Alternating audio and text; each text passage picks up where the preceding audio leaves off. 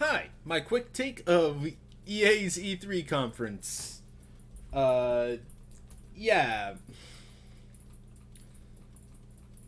it's an EA conference. There's not really much to say much about it, other than a few things that personally matter to me. Don't care for Battlefields. Don't care for uh, most of the other stuff. They said the most biggest understatement of the year of, oh hey, Battlefront 2 didn't start out so well. Yeah, you think? uh Apparently the reworking the progression system, I'm not personally following it. They didn't give any details at the conference.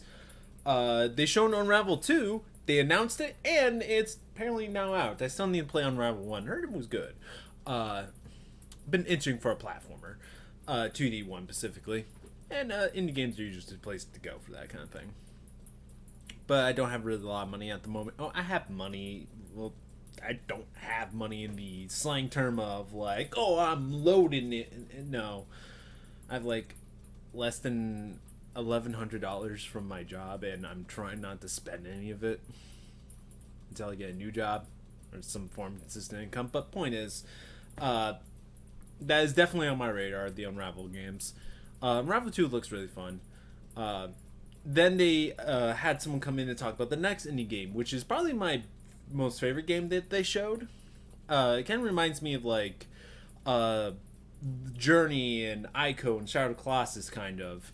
And it looks really interesting, but I wish they just didn't say anything before the trailer. It's like, it's all about loneliness and how we can connect with each other with this emotion, and how it's deep, and how the main character views herself as a monster, has become one, and the world's filled with monsters, and it's this too in this like weird fantasy world. And it's like, shut up, just show us the game trailer. I know you're excited for about the game, but just show us the trailer. Like, come on. And then it showed it, and the trailer's really good. This is the game I'm looking forward to from EA. This is pretty much the thing that made EA's conference for me, I guess, is the best way to say it. I just wish that they didn't show or tell us all that and then show us the trailer. Like, do the reverse. And heck, I think they said a little bit too much, honestly. Like, in general, whether it be before or after. I just kind of wish they just shut up, showed us the trailer, talk a little bit about the themes of loneliness, and that the main character has become this through their loneliness, and just let us experience the game. Like, I'm not, they didn't reveal like anything really, but it just felt like it felt kind of pretentious in a way. I like myself some symbolic, cyclical, somewhat pretentious things. I like that stuff. Just not when you didn't show us anything, you already started talking about it. But they did show us stuff. It looks interesting. I'm looking forward to it. It looks like a puzzle platformer slash adventure game, where you run around, do adventure stuff, like solve a puzzle here and there, try to get past this monster. It looks really interesting. I'm looking forward to it. And then they show EA's Destiny. So this brand new update of Destiny that EA had apparently bought out from Bungie looks really good. I didn't know that Activision sold Destiny to EA, but they're revamping it. There seems to be rebooting it. They're giving it to BioWare. It's like they're apparently going now third person instead of first person. They're kind of saying a lot of the same stuff, treating it like it's new or something. The visual style just got a little bit more greener.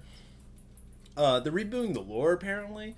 Just replacing the darkness with the creation of the world, changing the name apparently. I think it's going to be called Anthem. But yeah, it looks kind of interesting. I don't know. I played the beta of Destiny. That was a fun game. Um, but never really got the actual game itself because I wasn't that interested in it. It had really good first person controls on PS3. But yeah, this reboot of Destiny. It just looks like this. Okay, I'm done with the joke.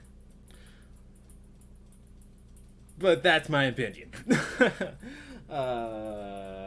But they said there is no loot boxes. That's good. Apparently they're just going classic costume DLC where, oh, you get to see it, I'll buy it. There's probably like a way to get it. Probably is based on a premium currency system where you have to buy, like, oh, I want this costume. It's 900 of this premium currency. Buy the premium currency to buy the costume? Yes. And you probably earn that premium currency through main story quests or weekly quests, build up slowly so you can get it. That's my prediction. It's probably going to be pretty mobile game-esque in terms of how it handles it. I don't expect loot boxes, but I do expect to it be a little bit more grindier compared to other games when it comes to getting your cosmetics, which is saying something. But it doesn't look horrible, but it does have a lot of the Iron Man 3-point landing, like, ah, and it's just like, I landed, look at me.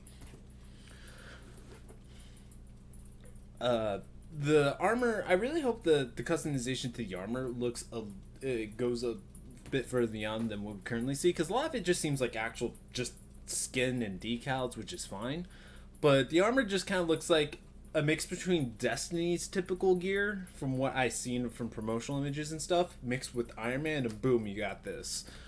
Yeah, that's pretty much what I'm expecting from it. Like I said, the Sea of Solitude game, that's what it was called.